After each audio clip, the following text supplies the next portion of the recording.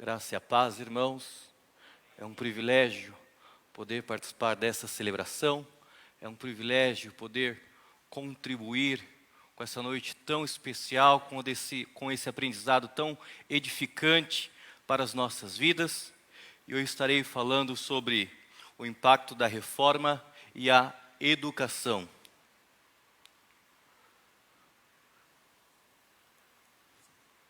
Chegou. Qual é o impacto da reforma na educação? Nós refletimos um pouco sobre o impacto da reforma na diaconia, na espiritualidade, e vamos refletir um pouquinho do impacto da reforma na educação. Qual que era o contexto da época? Nós precisamos nos atentar a isso. Grandes descobertas marítimas estavam acontecendo, o feudalismo como sistema, ele estava se acabando, estava ruindo. Então, desta forma, as pessoas saíam dos seus feudos e se deslocavam para os grandes centros. E com isso, eles não tinham emprego, não tinham capacitação para trabalhar e acabavam em estado de miséria.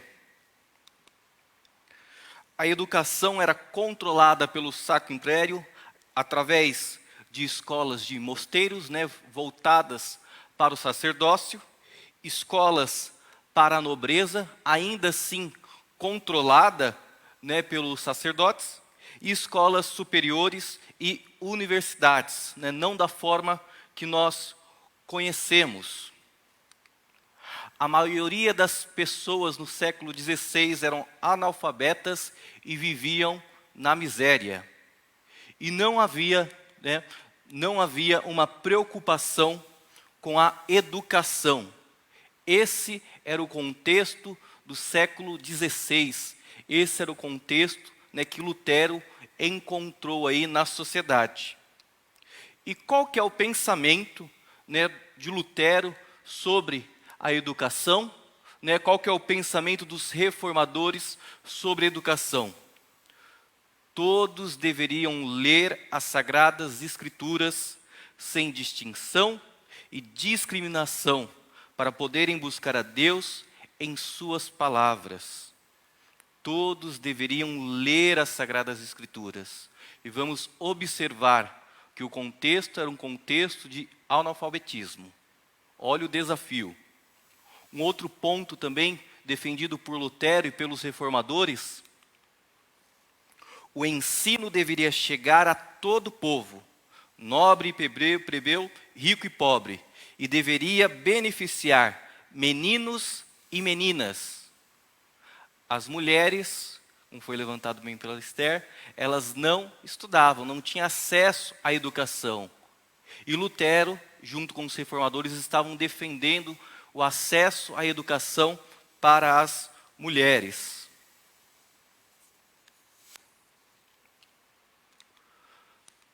Para Lutero, o Estado deveria decretar leis para a frequência obrigatória das crianças na escola. Para ele, a educação preparava o ser humano tanto para servir melhor nas atividades na igreja, como fora na igreja. Então, nós podemos observar dentro desses aspectos questões importantes. A necessidade de se ler as Escrituras, por uma questão de espiritualidade, por uma questão de autonomia.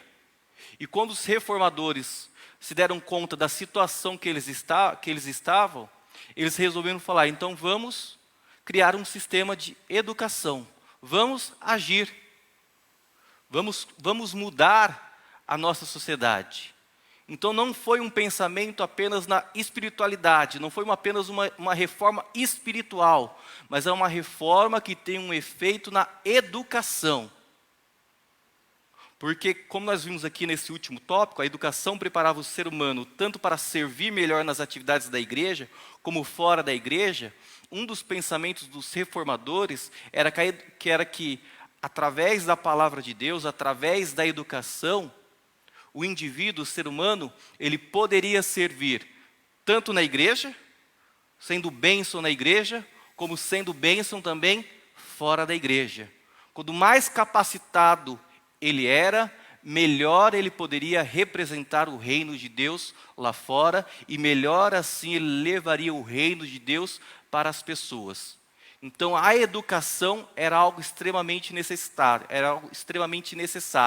já que as pessoas precisavam ler as Escrituras para ter acesso a Deus, então elas deveriam ser alfabetizadas, as pessoas deveriam ser instruídas para ensinar outras pessoas. Então essa é a preocupação do movimento reformado. Para Lutero, em minha opinião, não há nenhuma outra ofensa visível que, aos olhos de Deus, seja um fardo tão pesado para o mundo e mereça castigo tão duro quanto a negligência na educação das crianças. Para Lutero, a educação das crianças era algo prioritário. Vamos lembrar que nós estamos falando do século XVI. E hoje, no século XXI, na nossa sociedade, nós continuamos discutindo questões educacionais, continuamos discutindo o acesso, não só o acesso à educação, mas o acesso à educação com qualidade. Então isso era uma revolução no século XVI. E nós poderíamos falar aqui de outras pessoas que contribuíram também para o movimento reformado, para esse pensamento de educação, John Wycliffe lá na Inglaterra, John Hus, o Philippe Melanchthon também, que foi um grande pedagogo, que contribuiu muito para a criação de normativas para a educação, algo que não se tinha na época, foi algo extremamente sensacional. Um outro ponto que nós podemos abordar aqui, e um pouquinho mais à frente, são as contribuições de João Calvino. Qual que era o pensamento de João Calvino também para a educação, que são períodos diferentes, Lutero está lá na Alemanha e João Calvino lá na Suíça. Então, para Calvino, Calvino defende as melhorias das condições de ensino, como dos recursos das escolas. Ele apresenta um projeto educacional gratuito que se destina a todas as crianças. Calvino reforça a necessidade de um ensino público. Calvino reforça a necessidade do Estado oferecer para toda a sociedade ensino público e de qualidade. Para termos uma ideia, a Academia de Genebra, que hoje é a Universidade de Genebra, famosa, conhecida por todos, ela iniciou com 600 alunos, aumentando já no primeiro ano para 900. Então, Genebra se torna um grande centro missionário, conhecido aí como escola de missões. Por que conhecido como escola de missões? Porque em outros países, outras pessoas começam a se deslocar até Genebra para serem educadas. E olha que movimento divino, olha como Deus usou João Calvino de forma tremenda e usou a educação para a propagação do Evangelho. Porque essas pessoas que iam até Genebra aprendiam da palavra de Deus, eram alfabetizadas, eram educadas, voltavam para os seus países, levavam da palavra de Deus, alfabetizavam as pessoas e instruíam as pessoas dentro das suas realidades. Ou seja, a palavra de Deus sendo propagada. E, acima de tudo, autonomia para as pessoas lerem as Escrituras nas suas línguas, porque eram diversos países. Então, a Bíblia, aí, junto com a imprensa, começa a ser traduzida aí em diversas línguas. Calvino entendia que a ciência e as humanidades, as artes, deveriam ser usadas para a honra e glória de Deus. Então, na visão de Calvino, uma visão mais humanista cristã, ele defendia que Deus agia também através da educação, e Deus agia também através da cultura, Deus agia também através da arte, e tudo aquilo que nós fazemos, através da soberania de Deus, Ele usa para a honra e para a glória dEle. Então, quando melhor for instruída a pessoa, melhor será para a sociedade, porque assim ela vai impactar, né, através da ação divina. Então esse era um conceito reformado, uma preocupação reformada, né, de educar as pessoas para serem úteis para a sociedade. Educar as pessoas para que elas pudessem ser agentes transformadores da sociedade, não só no âmbito espiritual, mas uma visão do reino de forma plena, em todas as instâncias, né, tanto no âmbito espiritual como social, né, um impacto integral do ser humano.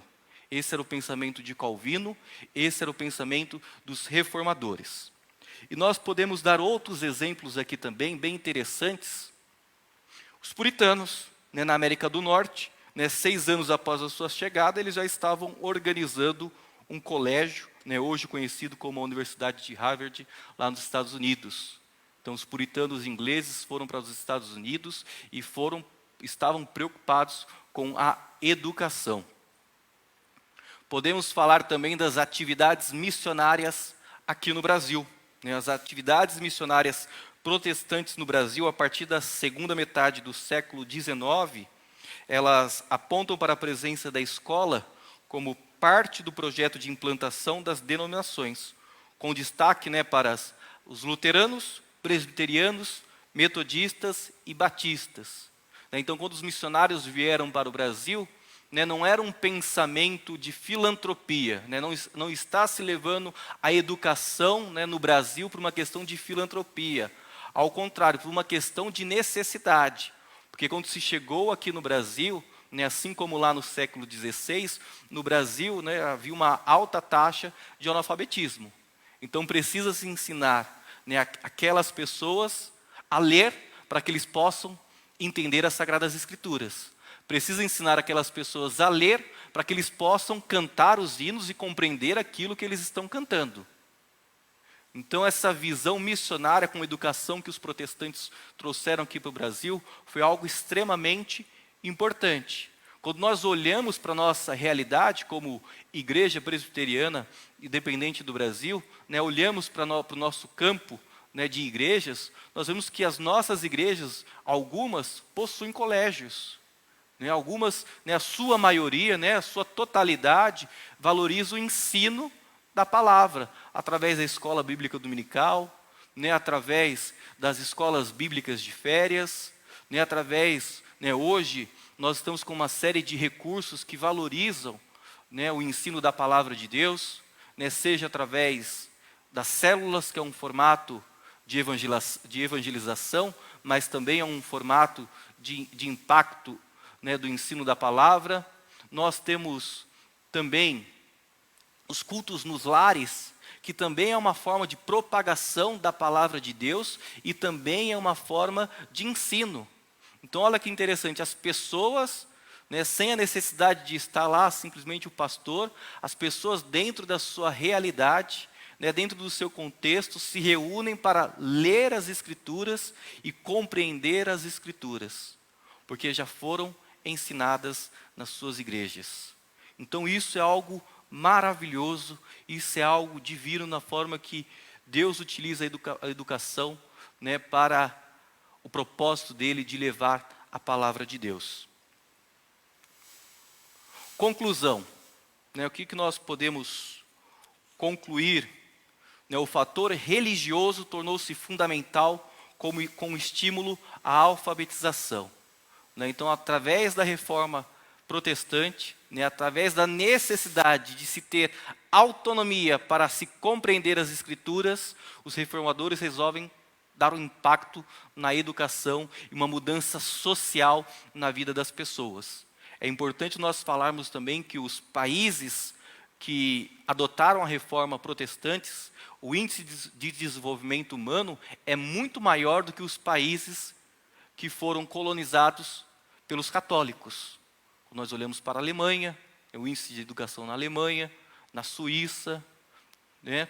Diferentemente daquilo que nós olhamos para países totalmente católicos, Espanha, Portugal, a nossa nação, quando nós observamos que foi aí sofreu uma educação católica de influência jesuíta, nossos índices educacionais são muito baixos.